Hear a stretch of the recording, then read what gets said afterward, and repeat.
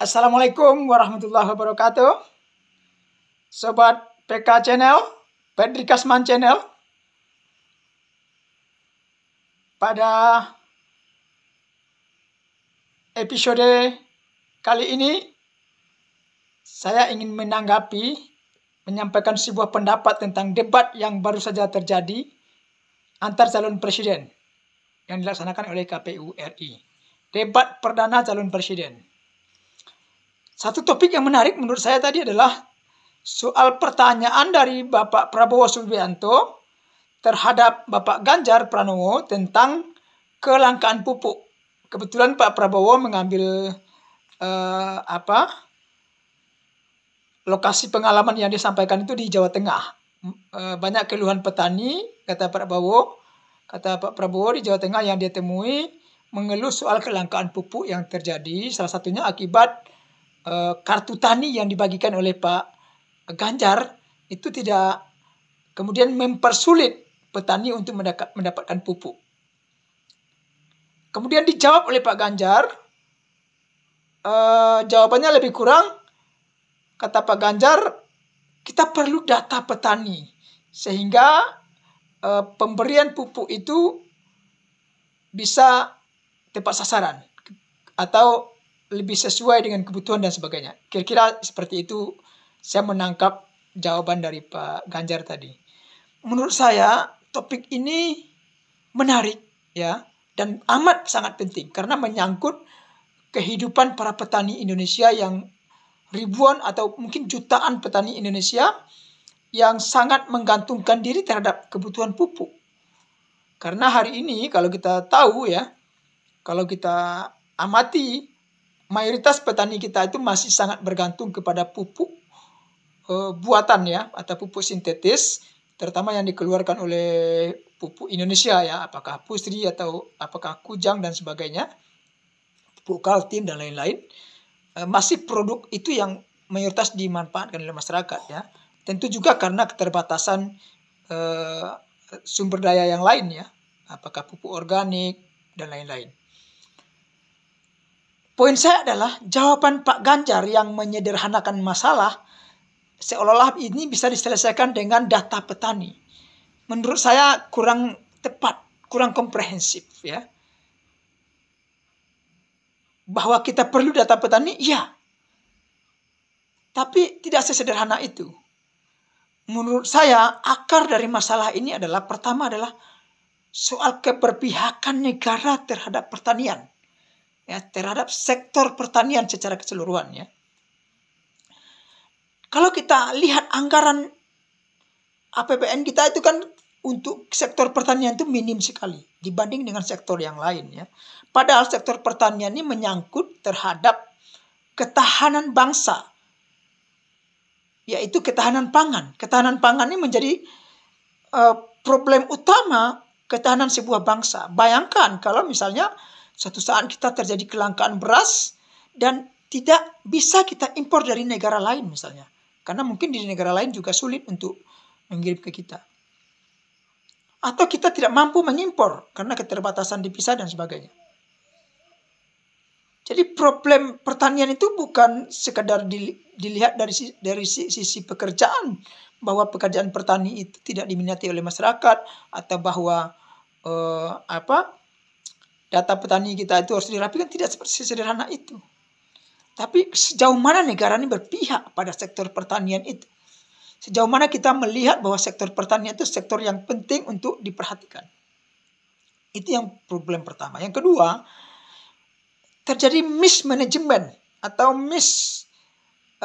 leadership dalam menangani sektor pertanian. Salah satunya yang kemarin adalah kebijakan food estate di periode Pak Jokowi yang ternyata gagal ya, terutama yang di Kalimantan. Food estate itu lebih dimaknai sebagai upaya korporatisasi pertanian ya, atau lebih kurangnya begini ya, seolah-olah negara itu berpikir bahwa untuk menangani ketahanan pangan ini kita harus membuat sebuah estate, sebuah komplek besar yang itu terjadi kegiatan pertanian di sana yang diuntukkan bagi menghasilkan komoditi pangan misalnya, sehingga bisa mengatasi kelangkaan pangan.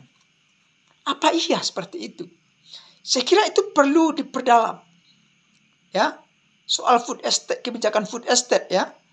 Mestinya tadi Pak Ganjar balik bertanya itu kepada Pak Prabowo, karena food estate itu kan ternyata dipegang oleh Pak Prabowo, Kementerian Pertahanan ya, di samping Kementerian Pertanian, dan gagal. Ya. Jadi kalau menurut saya kebijakan food estate itu bagus sebenarnya ya, tetapi operasionalnya yang kurang tepat. Menurut saya food estate itu harus dimaknai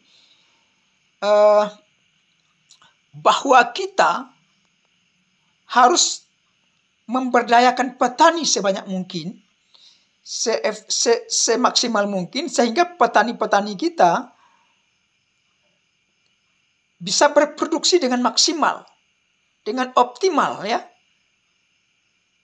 Bisa menghasilkan produk-produk pangan misalnya yang berkualitas tinggi.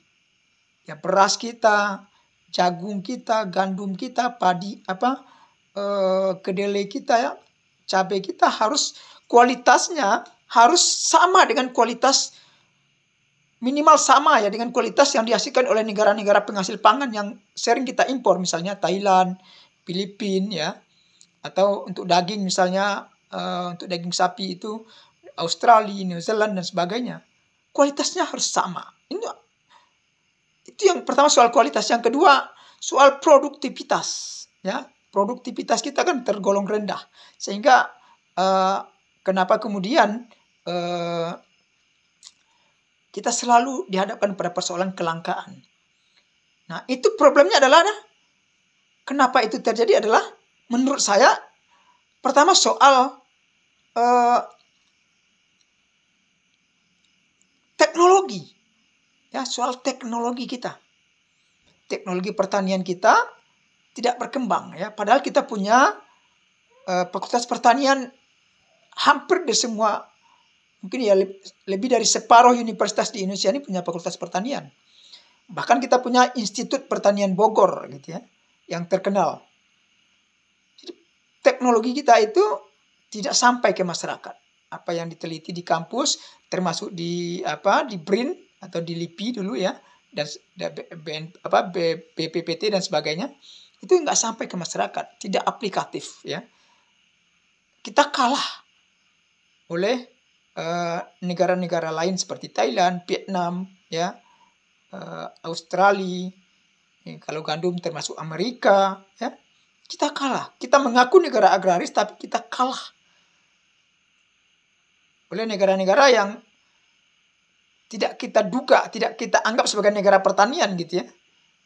Amerika itu kan kita anggap sebagai negara maju yang lebih ke struktur industri barangkali ya. Tapi ternyata mereka salah satu pengekspor komoditi pertanian, ya, misalnya gandum gitu ya. Nah, itu menurut saya harusnya itu digali lebih dalam ya. Jadi jawaban Pak Ganjar sekedar menyederhanakan masalah dengan perlunya data petani, itu saya kira baru satu aspek saja. Aspek kecil gitu ya. Aspek kecil. Nah, kembali kepada tadi keberpihakan kebijakan negara terhadap sektor pertanian itu dan kaitannya dengan food estate, menurut saya ya, yang harus diberdayakan itu adalah lahan-lahan atau sentra-sentra pertanian kita yang sudah ada di seluruh Indonesia yang selama ini sudah berkembang. Jadi tidak perlu menciptakan lokasi baru atau lokalisasi pertanian, tidak perlu. Kita harus memperkuat sektor pertanian, sentra-sentra pertanian yang sudah ada selama ini. Misalnya beras di Kerawang, kemudian sapi di NTB misalnya kan, coklat di mana gitu, kedelai di mana, tebu di daerah Jawa dan sebagainya. Sentra-sentra pertanian itu yang harus diperkuat dengan teknologi. Dan yang kedua yang saya kira juga penting adalah diperkuat dengan kebijakan tentang ketetapan lahan pertanian ya. Jadi kita ini harus menetapkan lahan pertanian itu tidak boleh dikonversi menjadi lahan perumahan, industri dan sebagainya. Karena menciptakan lahan pertanian itu tidak bisa dalam waktu singkat seperti kemarin yang dilakukan oleh pemerintahan Jokowi, oleh Pak Prabowo termasuk menciptakan food estate di Kalimantan. Itu harus dikaji dulu kelayakan lahannya seperti apa. Karena kelayakan lahan untuk pertanian itu tidak tercipta begitu saja. Tidak bisa tercipta dalam 1 tahun, 2 tahun. Harus ratusan tahun. Maka kebijakan yang paling tepat adalah memberdayakan sentra pertanian yang sudah ada selama ini, diperkuat teknologinya, diperkuat petaninya, SDM petaninya, kemudian diperkuat resourcesnya, sumber dayanya, termasuk pupuk tadi ya, diperbaiki, kemudian juga bibit, ya, peralatan pertanian, dan yang terpenting adalah mengendalikan harga komoditi pertanian. Ya, selama ini kan kenapa orang tidak mau bertani atau menganggap pertanian itu sebagai pekerjaan nomor sekian, karena salah satunya karena harga komoditi pertanian itu tidak stabil. Saya kasih contoh misalnya hari ini harga pinang. Pinang ini kan salah satu komoditi pertanian yang banyak dibudidayakan di seluruh Indonesia. Harganya hari ini berapa? 3.000, paling tinggi 5.000. Itu hanya harga segitu itu ya upah kupas saja. Jadi upah tanamnya, upah meliharanya selama ini nggak terbayar gitu. Itu baru satu komoditi gitu ya. Kemarin pernah juga harga telur yang jatuh sampai di angka 4.000 di pasaran. Padahal biaya produksi telur itu per kilogramnya itu bisa sekitar 18.000 sampai 20.000. Rugi peternak ketika itu.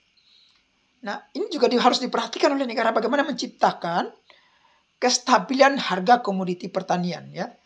Jadi saya kira itu pendapat saya terhadap tanggapan Pak Ganjar atas pertanyaan dari Pak Prabowo tadi menyangkut kelangkaan pupuk ya. Jadi tambahan saya untuk kelangkaan pupuk, kebijakan negara yang membatasi kuota pupuk, terutama pupuk subsidi, itu terlalu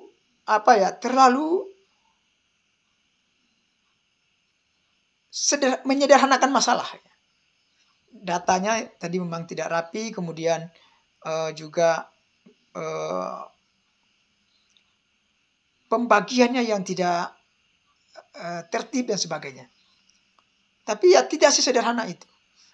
Sektor pertanian itu harus dikaji secara komprehensif sehingga kemudian problem pangan kita yang selama ini menjadi momok bagi kita, ketahanan pangan kita bisa diatasi ya, bisa diatasi ya. Saya kira perlu diperdalam topik tentang kelangkaan pupuk, lebih dalamnya tentang kelangkaan atau ketahanan pangan itu lebih dikupas secara lebih mendalam ya, sehingga tidak melahirkan jawaban-jawaban gimmick gitu, jawaban-jawaban gimmick. Selama ini kan kalau kita dengar ketika dulu Pak Jokowi kampanye itu kan kartu tani. Semuanya seolah bisa selesai dengan kartu tani. Sekarang juga kalau era sekarang barangkali jawaban yang paling banyak itu adalah database. Kita perlu database pertanian, database petani. Apa iya sesederhana itu masalahnya? Saya kira tidak sesederhana itu ya. Bahwa kita perlu data ya, tapi apakah cukup data itu? No. Harus diselesaikan dari akar masalahnya. Dari problem yang sebenarnya apa? Dicari betul. Ya. Saya kira itu tanggapan saya atas dialog antara Pak Prabowo dengan Pak Ganjar yang tadi terjadi dalam debat perdana ini. Saya kira menarik dan harus kita kupas lebih mendalam ya. Tapi tentu kita apresiasi ya. Bagaimana Pak Prabowo memberikan pertanyaan yang saya kira cukup taktis, kemudian juga dijawab dengan cukup taktis oleh Pak Ganjar, hanya kurang mendalam ya. Saya kira juga kritik kita terhadap metode debatnya, waktunya yang begitu terbatas sehingga calon presiden itu tidak bisa mengeksplorasi jawaban secara lebih mendalam dan komprehensif. Terima kasih.